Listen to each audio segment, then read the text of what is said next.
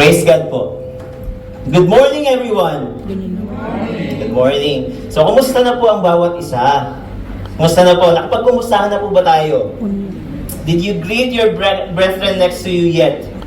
If not, let's take this opportunity to greet each other, smile at each other, of course. Show them the love of God that you experienced for the whole week, for the past week. Sige nga po. We are all blessed, amen? We are all blessed. Tayong lahat ay pinagpala. And whatever we have gone through the past week or whatever you're going through right now, kapatid, whether it's a challenge, whether it's a failure, a victory, they all boil down to the love of God that He has for you and for me. And yung presence po ninyo mga kapatid ngayon, yung panonood nyo online sa ating online service, sa ating live service ngayon, ay isa lang katunayan mga kapatid na ang pagpapala ng ating Panginoon ay patuloy na dumadaloy sa ating mga buhay. Dahil ngayong umaga, I believe God will bless us through His Word. Naniniwala po ba tayo doon? Amen and amen. Are you ready, church? Amen. See, we are now in the 7th week of our parable series. And last week po ay binusog po tayo ng ating Panginoon ng Kanyang Word through the life of our Koyang Ryan. Yan. Ang topic po is the parable of the unworthy servant. So God bless po, Koyang Ryan. And how has this series been impacting your life so far? Let me ask you. How has this series been impacting your life so far, mga kapatid? Yung spiritual aspect ninyo po, family relationship, marami, and most especially yung relationship po natin sa ating Panginoon, sa ating Lord. Kagaya po ng ating napag-aralan with Kuya Otto, yan yung mga past parables natin, di ba? Makita nyo, ang gagwapo, tagaganda ng ating mga speakers.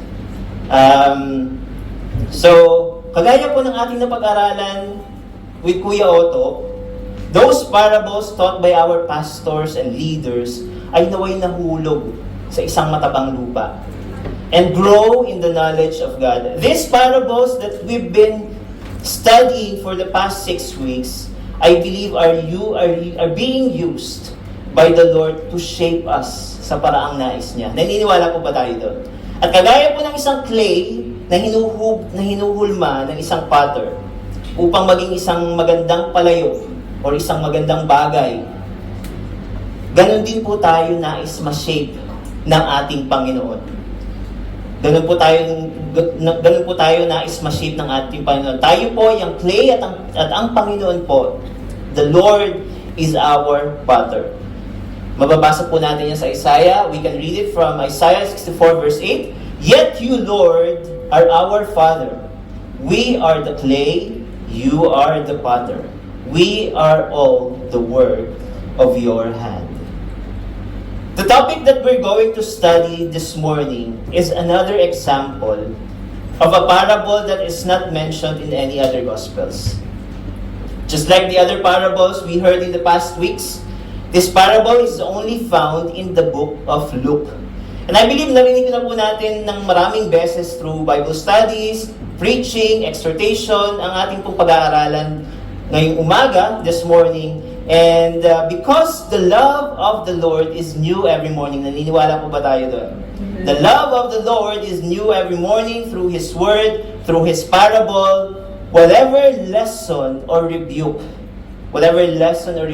God will give us today, mga kapatid, tanggapin po natin. Let's receive it to the bottom of our hearts with humbleness and let God transform us. Let God transform us to the way He wants us to be. The parable that we're going to study this morning is the parable of the Pharisee and the tax collector. Have you ever heard about this? If you have your Bible with you, please open with me in the book of Luke, chapter 18, verse 9 to 14. And I would like to request for us to read alternately. Ako muna po. Luke chapter 18, verse 9 to 14. Verse 9, to some who were confident of their own righteousness and looked down on everyone else, Jesus told this parable. Two men went out to the temple to pray, one a Pharisee and the other a tax collector. Verse 11, the Pharisee stood by himself and prayed, God, I thank you that I am not like any other people robbers, evildoers, adulterers, or even like this tax collector. Siguro tinuro pa niya, no? Sige po. I fast twice a week and give a tenth of all. Wow. Okay, but the tax collector stood at the distance. He would not even look up to heaven, but beat his chest or breast and said, God, have mercy on me, a sinner. I tell you that this man, rather than the other, went home justified For all those who exalt themselves will be humbled, and those who humble themselves will be exalted. Purihin po ang pagkabasa ng kanyang salita. Let's pray. Heavenly Father, we praise and glorify your name. Our hearts are full of gratitude for your unfailing love and faithfulness sa aming mga anak mo, Panginoon. Thank you, Lord, because once again, you let us experience your presence. From the start of this service, O Lord, we already felt the mighty moving of your Holy Spirit. Sa aming pag-aawitan through our singing until now, our hearts are overflowing with joy, not by emotion, but because of awe and wonder, Panginoon.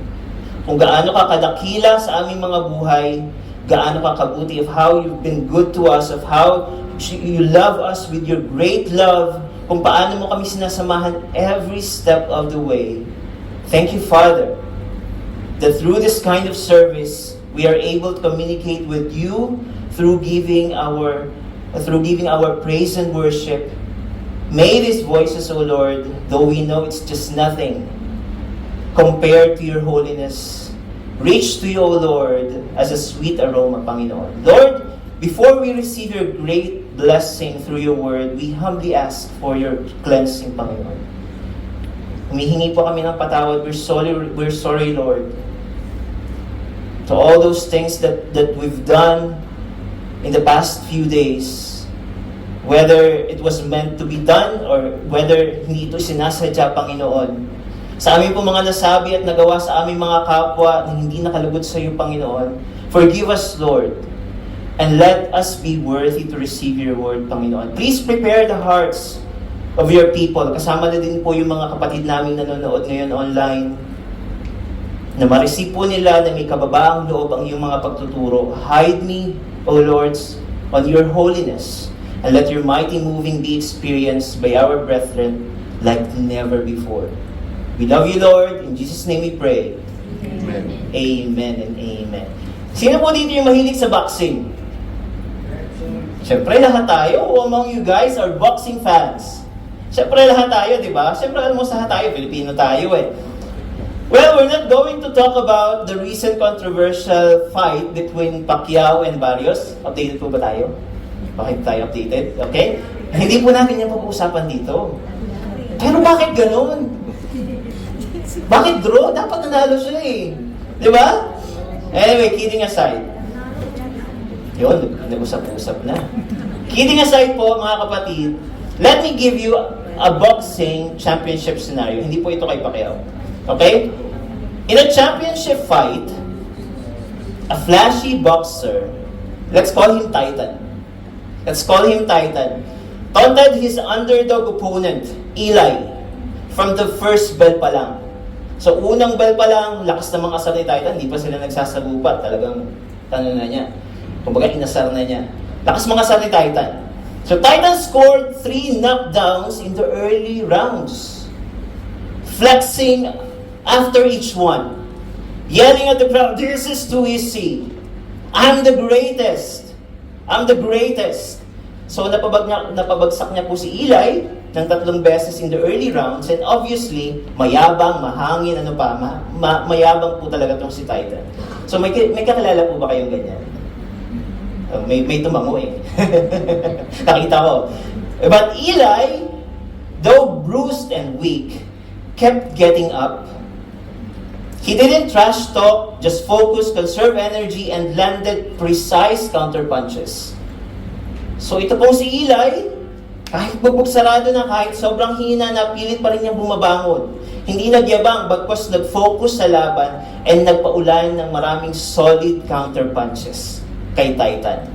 By round 12, Titan was exhausted from showing off and yung pag-try niya na ma-dominate yung fight. While Eli's steady defense and cleaner shots impressed the judges. And the result, Titan's early dominance faded. Eli won by decision, not draw. The crowd cheered. The humble underdog who endured while Titan stormed out ranting, "The judges robbed me! The judges robbed me! Dinaya ako." Simple story. But interesting, hindi po ba? Pag-usapan po natin yun mamaya. Now let's go back to our text for today, mga kapatid. As we dive into our topic this morning and as we taste the wonderful meal the Lord God prepared for us through His Word, let us know first the two main characters from our parable. And let us read Luke chapter 18 verse 10. Si Titan. Luke chapter 18 verse 10. Two men went up to the temple to pray. One a Pharisee and the other a tax collector. So, nabanggit po dito ang temple, which is the location of the parable. And in Jesus' time, people were going to the temple for various reasons, including prayer, worship, sacrifices, and religious festivals such as the Passover. Yung mga devout Jews po, they pray specific times of a day, following a schedule of prayers known as the Amidah or the Shemona Esrei. Hindi ko po na-flash dyan. And this prayer was recited 3 times, morning, afternoon, and evening. And there were 2 men inside the temple. Ito na nga. The Pharisee and the tax collector. Question first. When you hear the word Pharisee, who's the first Bible character that comes into your mind? Pharisee. Sige nga po. Nicodemus, sino pa? Caiaphas daw? Paul. Siyempre si Saul. Saul muna siya. Saul. Okay. Saul. Very good. Ba? Okay, hindi po kayo sasagot. I'd like to ask our teens and kids this time. When you hear the word tax collector, who's the first Bible character that comes into your mind? Mga kids, look at me. Sino daw? Kuya Matt. Zacchaeus, okay. Sino pa? Ayun, Matthew. Ang gwapo naman ng kids dito. Grabe. Gwapo na yung sumagot na kids dito. Okay, very good. Amen. So, they went inside and nagpunta sila pareho sa loob upang manalangin. Hindi po ba? And kasama po sa kanilang pananalangin yung paghingi ng tawad to ask for cleansing. Fair enough, right? Fair enough. Kumbaga, here we haven't seen any issues yet. Kasi pumunta lang sila para manalangin, para humingi ng cleansing, para humingi ng tawad sa kanilang mga nagawang pagkakasala in the past few days or whatever. So, unahin po natin ang mga Pharisees. Let's first discuss the Pharisees. I have few facts about them, and they are the following. Pharisees, unahin muna natin yung mga Pharisees. I have few facts, and I have at least 4. Number 1, religious authority. The Pharisees were a prominent Jewish sect known for their strict adherence to the Torah and oral traditions.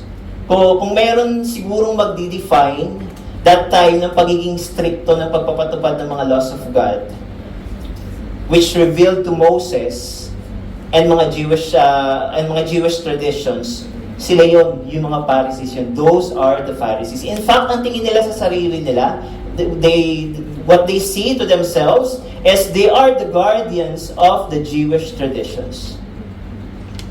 And I believe we can think of them as those people who spend day and night reading the Torah, And therefore, of all the people in the Jewish community, we can say that they have such religious authority. Number 2, interpretation of the law. They believe in the meticulous observance, mga kapatid, of religious laws and traditions. Sabbath observance and ritual, including tithing, Sabbath observance, and ritual purity. Pharisees were the people that time na itinuturing na guru when it comes to understanding and the application of the laws. Number 3, influence. Meron silang influence. Pharisees held significant influence in Jewish society, often serving as teachers, interpreters of the law, and leaders in local communities. Because of the authority they have and their image as the Jewish guru, they have this kind of influence. And I believe we can think of them. We can think of them as people who would question an individual passing by publicly dahil sa hindi niya pagsunod sa Jewish tradition. Because of his violation to the Jewish tradition. And hindi po nakaligtas dito ang ating Panginoong Jesus. Mind you, hindi po nakaligtas. In fact, he was the main subject of the Pharisees dahil sa tingin nila ay hindi nag-o-observe ang ating Panginoong Jesus sa mga Jewish customs. Our Lord Jesus Christ was not observing Jewish customs and traditions, and most importantly, there were laws being violated. There were Jewish laws being violated. Number 4, public piety. Pharisees were known for their outward display of piety. Pag sinabing piety, yan yung outward display of reverence. Kumbaga, nakikita mo sila sa public, they're praying, okay, whatever, ano yung gesture of prayers they have. So, such as public piety, such as public prayers and fasting with the authority that they have, because of their advanced knowledge and the influence that they make. It's not a surprise din po na sila yung mga makikita mo those times na nagpa-practice ng outward displays of piety or pagpapakita ng mga religious acts such as prayers and fasting. Diba? Parang na-condemn din niya naging subject din niya ng ating Panginoon in one of His teachings. So, ilan lamang po. Those are just few of the facts about the Pharisees. And if there's one significant Pharisee sa Bible na best na magmamatch to all descriptions that we have just mentioned, it can be Saul of Tarsus, who called himself the Pharisee of the Pharisees. At ito po yung sinabi niya sa Philippians chapter 3, verse 4 to 6. Ito po yung sabi niya, though I myself have reasons for such confidence, if someone else thinks they have reasons to put confidence in the flesh, I have more. Circumcised on the 8th day of the people of Israel, of the tribe of Benjamin, a Hebrew of Hebrews, in regard to the law, a Pharisee, as for zeal, persecuting the church, as for righteousness based on the law, faultless. Dito po sa letter niya sa mga Philippians, he explained how zealous he was as a Pharisee before he encountered the Lord on the road to Damascus. And then he became Paul. So sila yung mga Pharisees, mga kapatid. Now, let's know or kilalanin naman natin yung mga tax collectors. Mga tax collectors. In our generation now, when we hear the word tax collector, hindi natin masyadong dinidibdib or it doesn't impact us at all. Kumbaga parang medyo lang. Parang hindi na big deal. It's not a big deal anymore for us to hear the word tax collector. Kasi it's due to the huge taxes that we pay. Because it has become a part of our lives to pay our taxes. Siyempre, it applies nung nag-work pa tayo sa Pilipinas, but it also applies to some people who pay property like bahay or lupa while we're here in abroad. And though there are some controversies, whether we like it or not, there are some controversies sa paggamit ng gobyerno, ng government, in our taxes, and though it creates a significant cut from our salaries, parang nasanay na tayo. It's like we got used to it. Hindi po ba? And isa pa, we don't call tax collector anymore.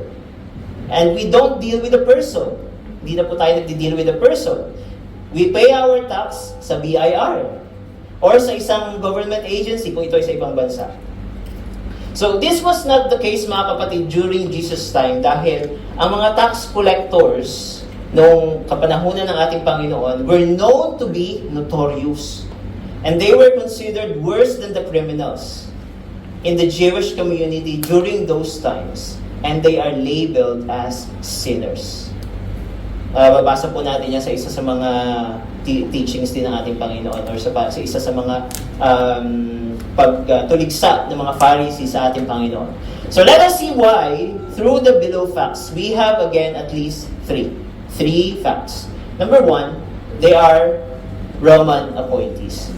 So nung time po ng ating Panginoong Jesus, tax collectors were often Jewish individuals representing the Roman authorities to collect taxes from their fellow Jews. And yes, kids, you're right. Yes, kids, you're right. Matthew was one of them. Zacchaeus was one of them. So, these collectors worked for the Roman government. And sila po yung responsable na mangolekta ng buwis. They are the one who's responsible to collect taxes, tolls, custom duties, and all from their fellow Jews. Sounds like a decent job, hindi po ba? Sounds like a decent job. Correct. They're just collecting taxes. But why did we mention earlier that they are considered worse than the criminals and sinners? They are considered worse than the criminals and sinners. Let's proceed. Number two, extortion and corruption. Are you still with me, mga kapatid? Yes. Amen. Okay, extortion and corruption. Who among you experienced buying and selling stuff? Sino po dito yung naka-experience ng buying and selling business? Wala, okay. The concept is simple. Someone buys something, a car or a phone, for an XBD amount, and he will sell it for double XBD, and if he's really have the same charisma magic or sales magic, he can even sell it for triple XBD or even more. Ganyan po gumagana. That's how he makes money. Do we consider that as a crime? No. Is it bad? No. Because that's the essence of buying and selling. And it's up to the buyer if he's going to buy the item or not. But here's the thing for the tax collectors, mga kapatid. Here's the thing for the tax collectors. During Jesus' times and the concept, nung kapanahonan ng ating Panginoong Jesus, the tax collectors, I would say, is similar to buying and selling, but you'll find the big difference a little later. So, ang pagiging tax collector that time was not really considered as a job. It was not really considered as a job. I would say it was more of a business. Why? Because for them to be one tax collector, kailangan nila mag-bid. Kailangan nila mag-bid for collecting taxes sa isang area. Which also means that you need to have a huge amount of money. It's more of a capital or investment kung business ang pinag-uusapan. And once they win the bid, kalas. Ito na yung start ng kanilang pagpaldo. Kumbaga sa mga nauusong term ngayon, nasa team payaman na sila. Here's how it works, mga kapatid. So they won the bid. Hooray! Okay, hooray! They won the bid. But what's next? They will be contracted by the Roman officials to collect taxes for an area. Sabi ko nga kanina. Let's say Gudaybia. Okay, suppose that Gudaybia has 10,000 population and each person needs to pay 100 BD as their official tax to the Roman government. Laki, no? Ano lang naman yan, imaginary tax lang. To the Roman government, per month yun. 10,000 times 100, that means 10,000 population times 100 BD as the individual official tax per month. That would be how much? 1 million BD. And that's the amount of tax collector needs to pay to the Romans. Tanda po natin ito yung amount na babayaran ng tax collector to the Roman officials.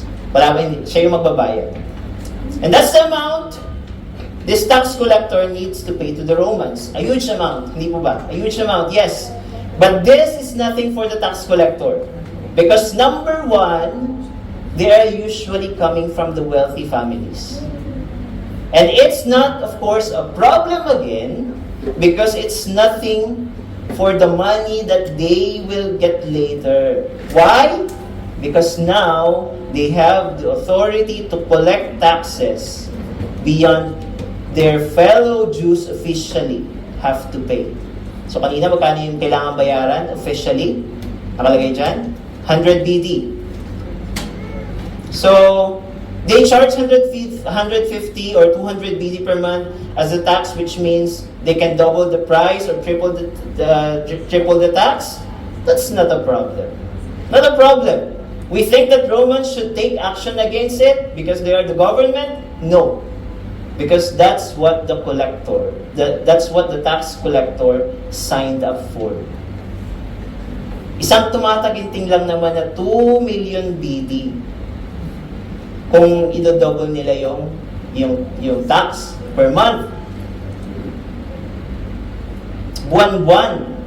And it can grow more and more. Kumbaga, sky is the limit. Ang tanong na lang is, how far can their stomach take this kind of activity? Yun na lang siguro yung tanong. Okay, in the book of Luke, mga kapatid, there's a story of Zacchaeus. Tama po yung sabi ng mga kids natin, Zacchaeus, a chief tax collector. We know his story. We know his story and his encounter with Jesus. Amen? But, in-illustrate po dito ang ganitong klaseng buhay na kagaya niya bilang tax collector. At hindi lang basta tax collector, he's the chief tax collector.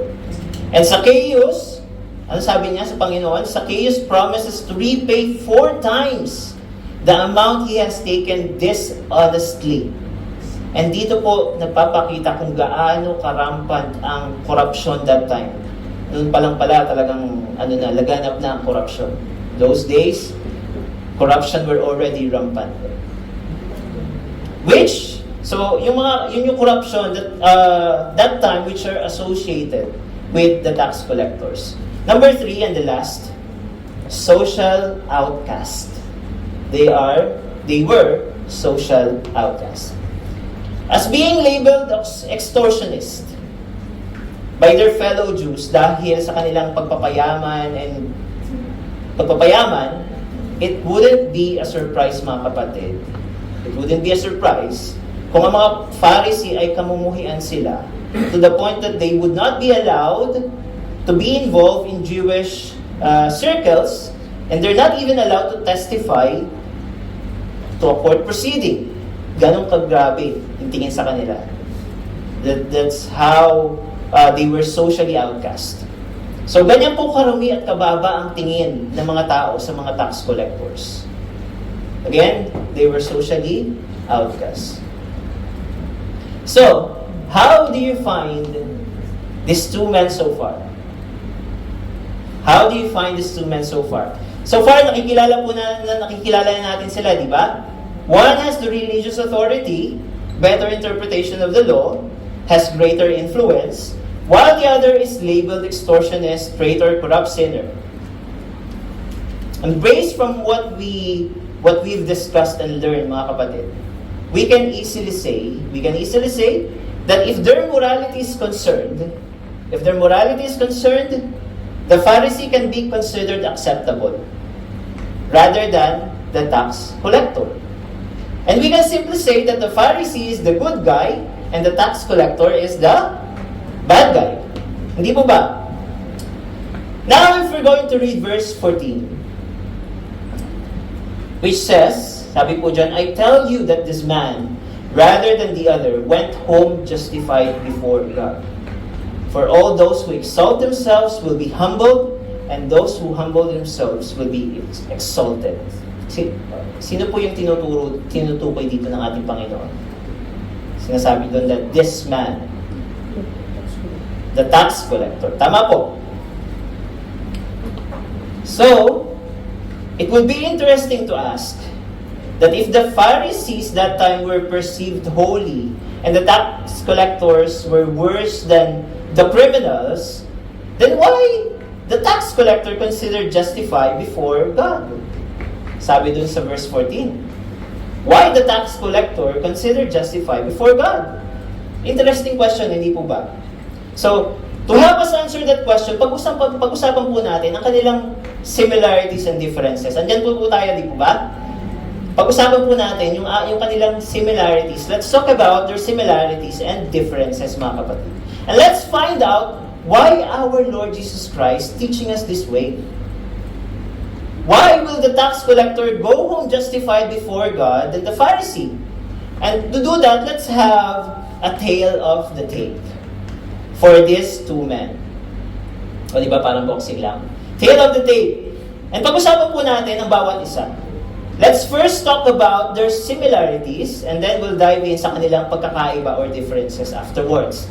Then, let's see how we can do a reflection as individual followers of Jesus and as a church as a whole. Are you still there, church? Andiyan po tayo. Di ba? Number 1 is, pakibasa po, ano yung nasa gitna? Ethnicity. So, kung meron silang number 1 na similarity, that is, they are both Jews. They are both Jews. They share the same ethnicity or region.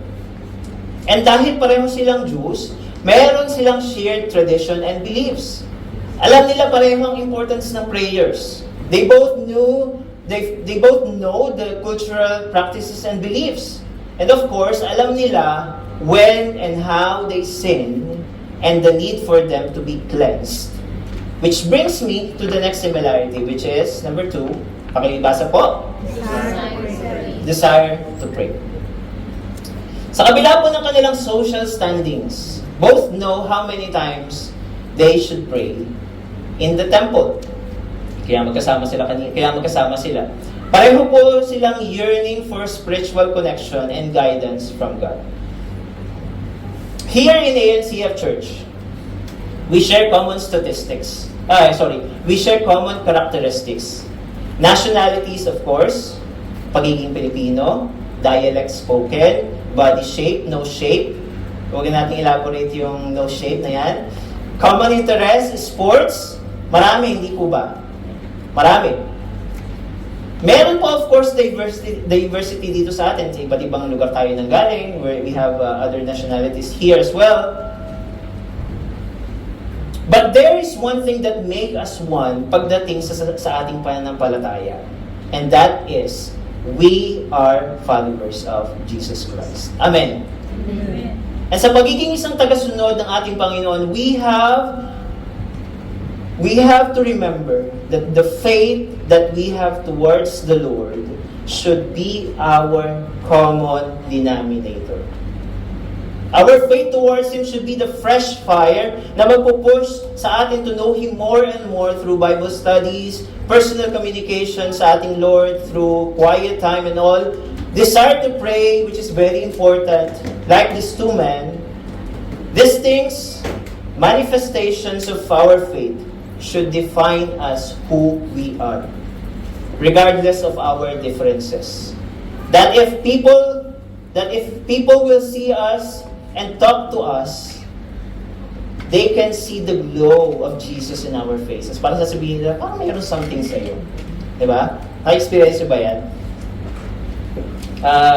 They will see the glow of Jesus in our faces, smiles, and this will become our identity. And we should be proud about it. Amen. So, let us proceed with their differences. Nasa similarities tayo kanina. Now we're proceeding to the differences. Number 3, social standing. We dived in already kanina po under social standings, and I believe na malinaw po ito sa atin. I believe it's already clear for us. Pharisees are respected due to their authority. knowledge in the law, while tax collectors are despised because of how they make a lot of money, huge money from their fellow Jews' taxes. And that is clear for us for sure. Amen? But let me ask you one thing, mga kapatid. What's your social standing right now? Are you being respected in your workplace, in your family, in your own home? Are you being despised? Let's quickly go through the rest of the differences between the Pharisees and the tax collector. And we'll just summarize it at once. So, i-flash po natin yung the rest 4 of the differences, and then we'll just summarize it at once. Number 4 differences is, I'm not sure if you're seeing it. Number 4 is attitude towards self. Nababasa po ba natin? Ano yung sa Pharisee? Proud, self-righteous. And ano yung sa tax collector? Humble, repentant. Number 5, approach to sin. Ano yung ginagawa ng Pharisees? Looks down on other sins. And ano yung ginagawa ng tax collector? Acknowledge own sinfulness. 6, prayer style. So ano yung ginagawa ng Pharisees? Boastful, self-exalting. Tax collector, meek, seeking mercy. Number 7 and the last, relationship with God. Pharisees, distant, self-reliant, and the tax collector, dependent on God's mercy.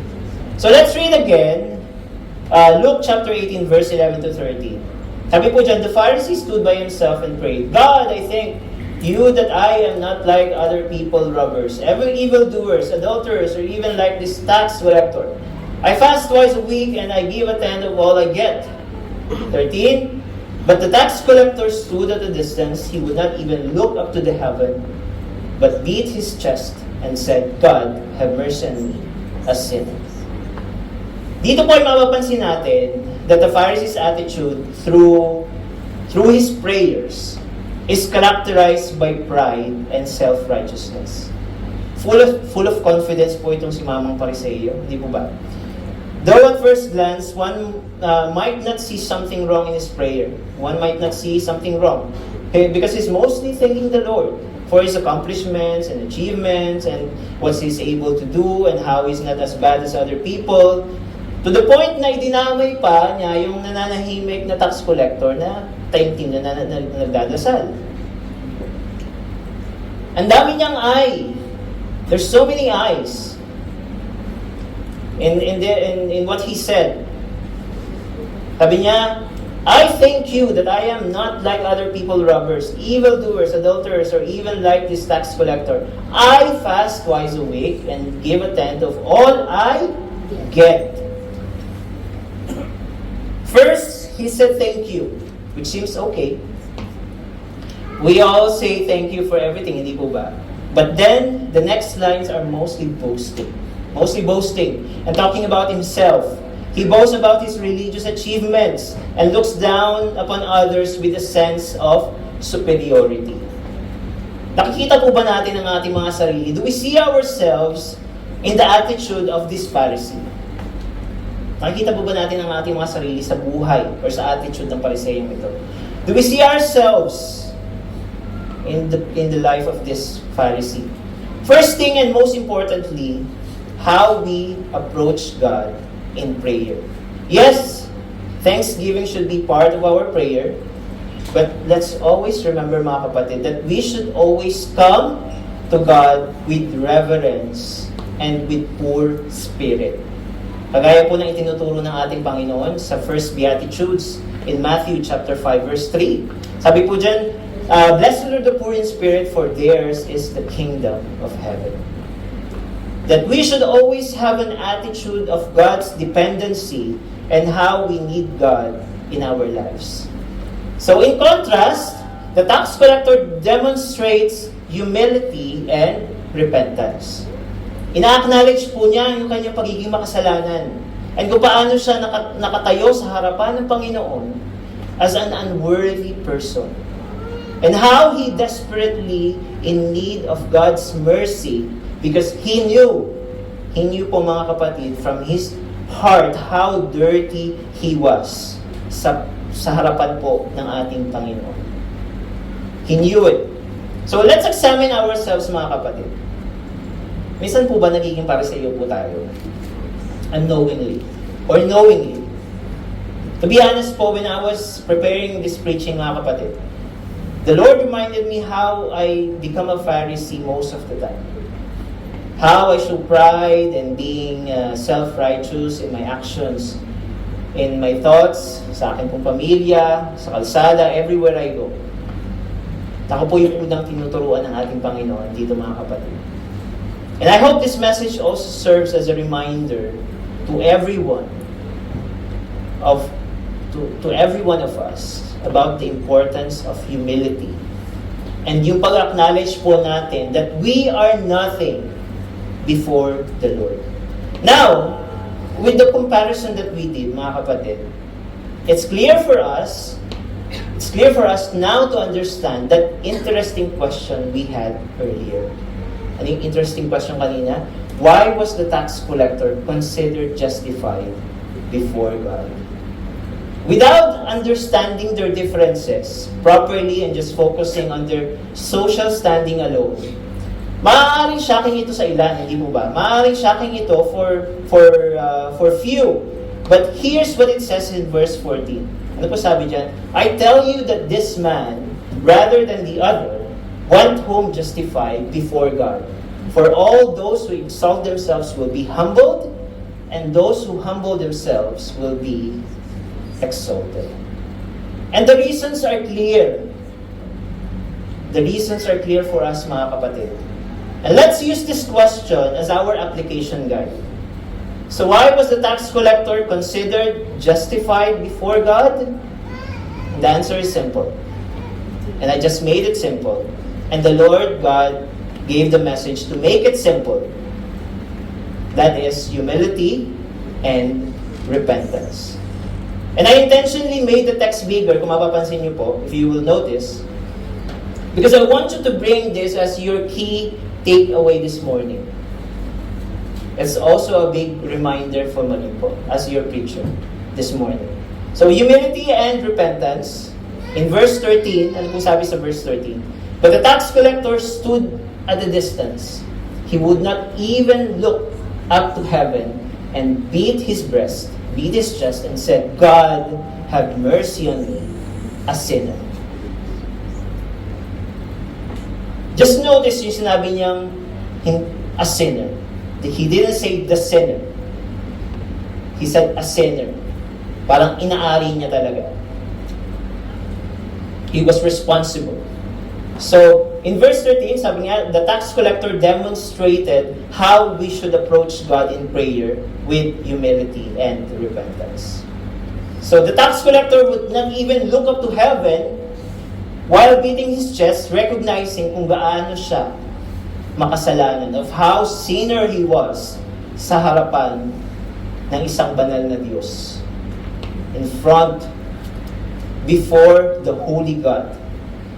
Kagaya po ni Ezra in Ezra chapter 9 verse 6, when he was too ashamed of the sins of the people of Israel, and he couldn't look up because he was too ashamed of the sins of the people of Israel, and he couldn't look up because he was too ashamed and disgraced. Ganon din po yung ipinakita ng tax collector before God. The tax collector's humble posture and heartfelt confession of his sinfulness demonstrate humility and repentant spirit. Jesus teaches us in the Beatitudes, balik po tayo sa Beatitudes, Jesus teaches us that we should have a poor spirit so that we can have the kingdom of God. And hindi ko po sinasabi that we are as bad as the tax collector on how we sin against God. Pero nawa po ay maging model natin ng tax collector, and how on the way he acknowledged his sinfulness and his desperate need for God's mercy and forgiveness. That reflects a broken and contrite heart.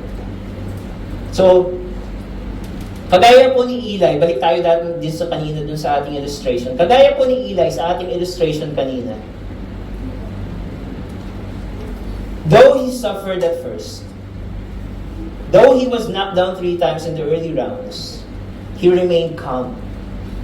And nung nakakabawi na siya, hindi siya nag-trash talk. He just kept on going and won the fight by the judge's decision.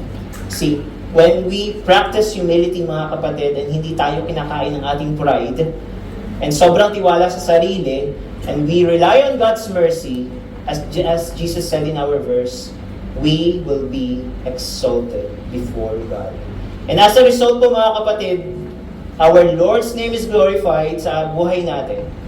And ibinabandera po natin yung pangalan ng ating Panginoong Jesus when we include humility and repentance sa ating identity bilang mga followers niya. We wave the name of our Lord Jesus Christ in our lives when we include humility and repentance as our identity as Christ's followers. So, nais ko lang pong i-relate ito sa sinabi ni Kuyang Ryan in his preaching last week. And I actually approached him last week din. Sabi ko sa kanya, connected yung topic natin. And ang ganda po na sinabi ni Kuya Ryan doon. Praise the Lord. Sabi po niya, wala tayong utang sa Panginoon. Wala tayong utang sa Panginoon. And the fact is, and we always hear it in the pulpit, that we cannot outgive God. We cannot outgive God. And it was actually an awakening para sa atin, lalong-lalo na when we give our service sa gawain ng ating Panginoon. We don't brag our service. We don't brag our service sa ating Panginoon. Huwag po tayong maging pariseyo.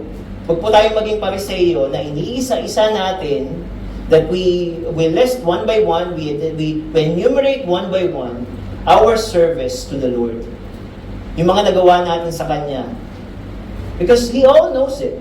Because He is an all-knowing God. Amen. Amen. If we tithe and give our offerings, mga kapatid, we clean the church, the toilet, nagsusundo tayo ng mga kapatiran, yung transport ministry natin, naghuhugas tayo ng plato, we wash dishes, we throw trash, we practice during praise and worship practices, kahit pagod, even though we're tired. We pray, we prepare for the preaching even though you have a very busy work week. We all do this because we want to serve the Lord from an overflowing heart that experiences His love and mercy. So similarly po, mga kapatid, when we go out of this hall and when our works are not visible, sa ating mga kapatiran, sa ating mga pastor, sa ating mga leaders, huwag po sanang mawala ito sa atin. Huwag po sanang mawala. Let not the humility disappear once we go out of this hall. Because we tend to lose it. We tend to lose it or we tend to forget it. Kapag nakakalabas na tayo ng church, again, this is not a reminder to you. It's not again a reminder to you. But for me personally, it's a huge reminder that the Christ that I serve, and worship, meron kang nakakititan sa kalsada, and you think it's your mistake, be humble to admit your mistake. May nag-try sumira ng araw mo, papasok ka sa trabaho, just let it pass. Just let it pass. It's part of being humble and patient. Nakita mo yung may utang sa'yo na napakatagal ng panahon. Nakakita mo dun sa Budaybiya naglalakad. Batiin mo pa rin siya. Diba? Tapos, kung halimbawa nakalampas na, habulin mo. Baka naghahanap ng mga utang, baka may refer ka. Sabihin mo, may refer ako sa'yo. Kidding aside po. So mga kapatid, let the life of this tax collector reminds us that regardless of our status in life, gaano man kabigat, kung gaano man kadilim ang ating pinagdaanan, ang ating nakaraan, wala pong pinipili ang ating Panginoon as long as we come to Him with a humble and repentant heart and a contrite spirit. Like what the psalmist says in Psalm chapter 51 verse 17, ang sabi dyan, "My sacrifice, O God, is a broken spirit, a broken and contrite heart. You, God, will not despise." In conclusion, brothers and sisters, like what Apostle Paul's words be a great reminder for us in the book of Philippians, chapter 2, verse 5 to 9. Medyo maliit po, I will just read it for you. "Indeed, let this attitude be in you, which was also in Christ Jesus. Though He was by nature God, He did not consider equally with God as a prize to be displayed. But He emptied Himself by taking the nature of a servant. When He was born in human likeness, and His appearance was like that of any other man, He humbled Himself and became obedient to the point of death, even death on the cross. Therefore, God also highly exalted Him and gave Him the name that is above every name." Our Lord Jesus Christ's humility, mga kapatid, and meekness should serve us as a model in this journey of life that we are taking. And kagaya po niya na naging obedient hanggang sa huli, to the point of His death on the cross, kagaya nga sabi niya, like what it says there, and God gave Him the name that is above every name. For us, we will be exalted, sabi ng ating Panginoon. So I want you mga kapatid to have this question in your mind as we conclude the Word of God. Ask this question sincerely and answer this from the bottom of your hearts. Do I have the humble heart of a servant? Do I have the humble heart of a servant? And finally, I want to leave this quote to you from Blaise Pascal, which reads, sabi dyan, There are only two kinds of men. The righteous who think they are sinners, and the sinners who think they are righteous. Which kind of person are you? Tayo po ay manalangin.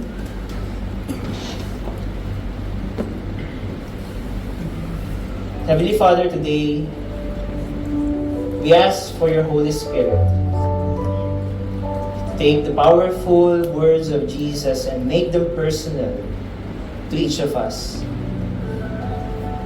Tulungan mo po kami, Panginoon, to truly see ourselves, to recognize our sins, and i-let go po namin kung anumang pride and self-righteousness na meron kami.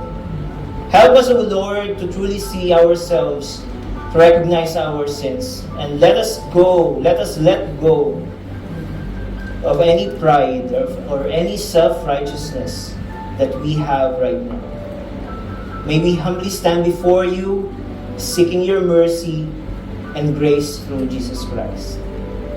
Lord, dalangin po namin that through these words of you, Lord, we pray that through these words of you, Lord, it will transform us to the persons you want us to be, shaping us to be more humble in our lives and relationship. We acknowledge our need for your grace, and hinihingi po namin that you will pour out to us your grace in all aspects of our lives. And as we get out of this hall, may our hearts be filled with humility, focusing on the sacrifice of Jesus. Sa aming pong pananampalataya sa aming Panginoong Jesus, in our faith to our Lord Jesus Christ, may we draw closer to you and feel your presence among us. We offer this in prayer in the name of our Lord Jesus Christ, and everybody will say, Amen. Amen. God bless po sa lahat.